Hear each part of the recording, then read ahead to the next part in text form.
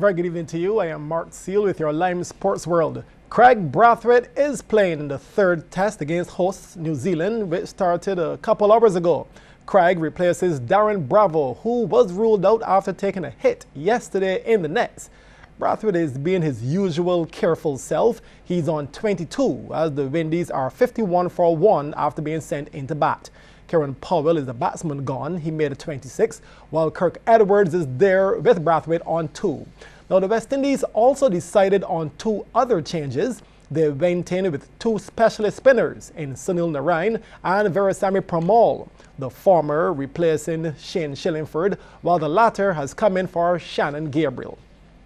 Now 2 other international matches were played earlier today. First in Johannesburg on day 1 of the first test between India and South Africa.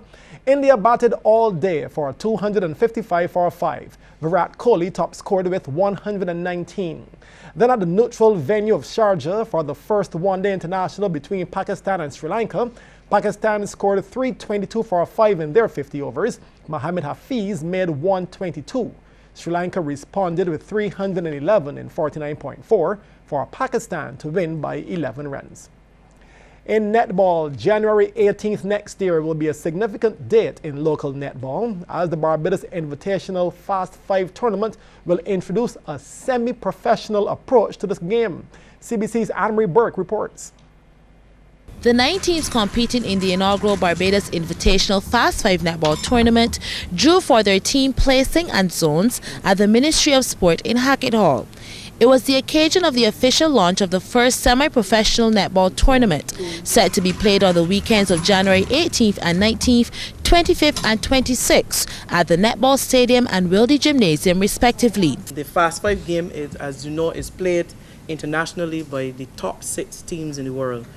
And if you do not finish in that top 6 from 1 to 6 internationally, then you don't get a chance to travel and play. And myself, Cameron, and Alicia said that this is not fair to the rest of the Caribbean, where we can watch the top 6 teams play at that level all the time. Why can't we develop our own?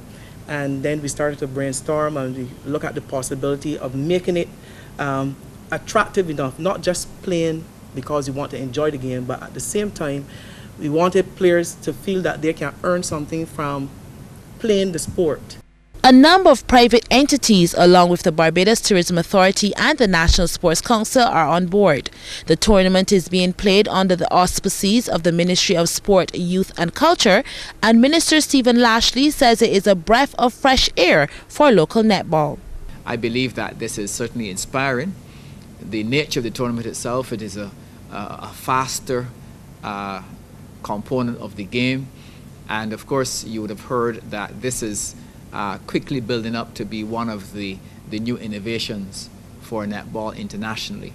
And given the very highly skilled cadre of netballers we have in Barbados, I believe that this tournament will certainly have the impact of creating not only stiffer competition in netball, but it has the potential of making Barbados an even more competitive force to be reckoned with. As interest grows, there's a hope of expanding the tournament to include regional and international teams.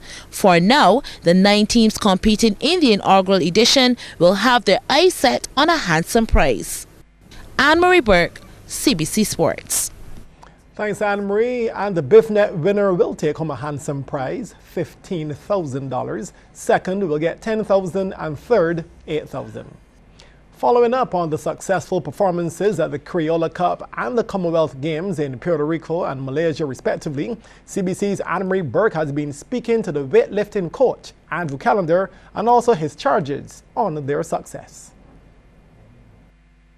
There's no rest for the national weightlifting team just back from the Commonwealth Games in Malaysia and the Criolla Cup in Puerto Rico, as Coach Andrew Callender believes that results come from the hard work put in. Reflecting on the team's performance, Callender put it down to one main thing. They were well disciplined. That's the bottom line. A well disciplined side at both meets. Brian was outstanding. Ivor has some issues on his right side that we are working on, but it was discipline.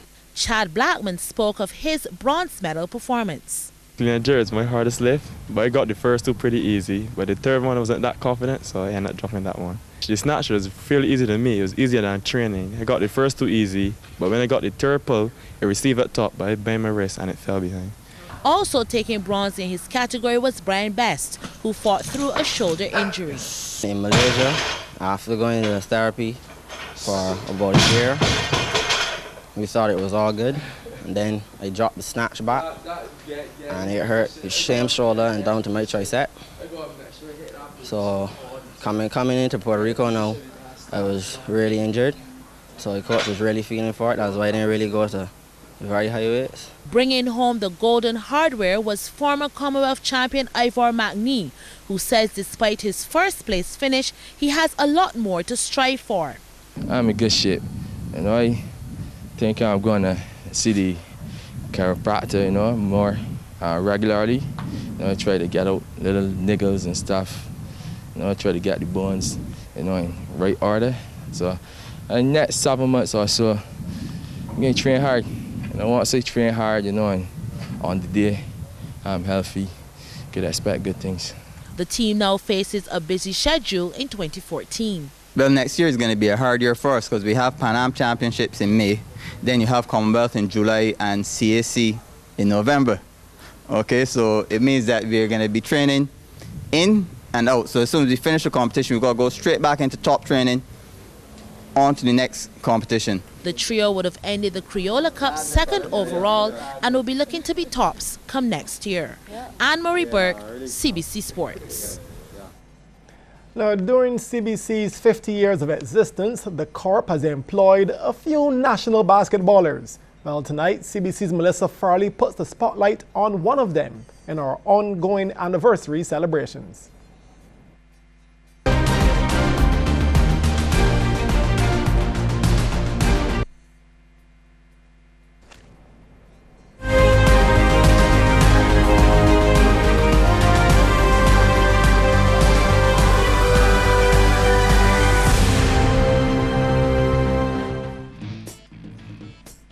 Meet Ryan Holford, a former employee of the Caribbean Broadcasting Corporation who started his internship from age 15. CBC had a cadet program going on at the time.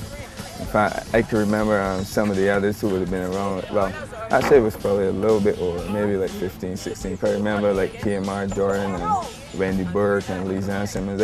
I believe it was the only boy. Good team, yeah.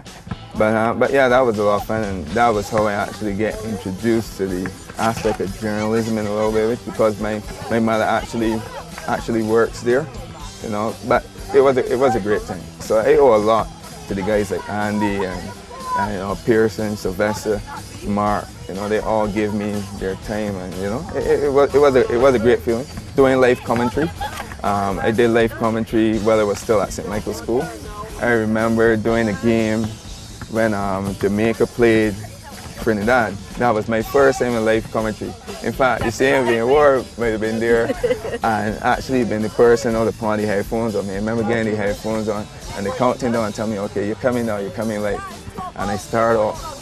And it's Trinidad against Jamaica and Samuels, right? At the time, which Samuels it is? Anyhow, Samuels beating Dan Raja all over the place. And Samuels is like, maybe like 100 knuckle or something like that.